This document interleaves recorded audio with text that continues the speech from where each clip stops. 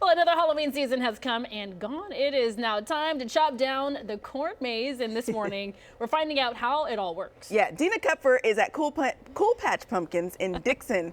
With all of this, I have always wondered, because I never see it happen. I see the corn, and then the next time I see it, it's gone. Right.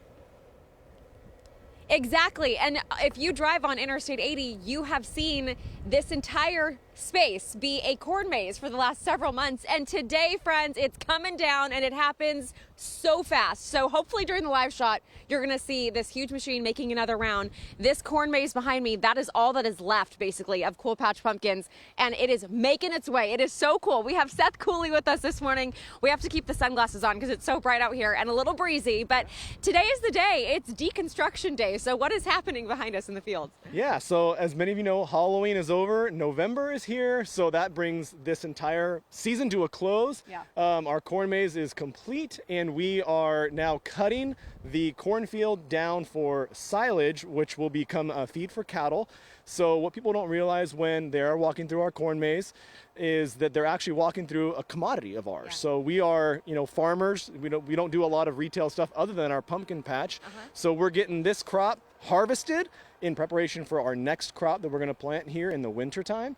And it's just an awesome process to see. So I'm so glad that you guys came out and got to see it, because this is like little kid in a candy store type of moment, to see this awesome forage harvester cutting the stalk down and mulching it into a fine mist almost, putting it into a truck, and it's heading across town to be fed to some cows. Okay, so we're watching it come down. There's a truck actually passing in front of us now. This is one of the trucks that's going to be holding on to some of the crop as it comes down. Let's talk about the delicate dance that is this operation as we watch not only the corn get chopped down, but then it also get dumped into these trucks. How much weight the truck's holding? Yeah, so there's a couple of ways that you can harvest corn. One way is that you can harvest it for the grain itself. That's not what we're doing here. Okay. Instead, since the corn is still green, we're harvesting it for silage, which means they're going to cut the stalk off basically at the ground level. Okay. They're going to take the entire stalk, the corn kernel, the tassel, and all of it, and mulch it down and put all of that into the truck. Now, obviously, you're getting a lot more material out of that than just going after the corn kernels themselves. Right. So we get sometimes about 20 tons to the acre of feed from this corn maze, and being that our corn maze is about 40 acres, it's going to be about 800 tons of cattle feed. It is so cool. How satisfying is this to watch? It's like if you're somebody who really loves what a vacuumed carpet looks like, or sweeping the crumbs off of the floor, this is like the ultimate, right? You could make a YouTube channel with just this, Seth. I swear people would watch this all day long.